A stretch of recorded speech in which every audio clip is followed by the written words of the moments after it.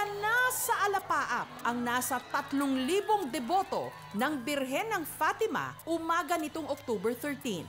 Sa kanila kasing pagtingala sa kalangitan ng San Remigio sa Cebu, ito ang kanilang nakita. Ang araw para raw sumasayaw. Grabe! Nag-iba-iba pa ng kulay. Sayang eh. Kaya ang mga deboto naghiyawan.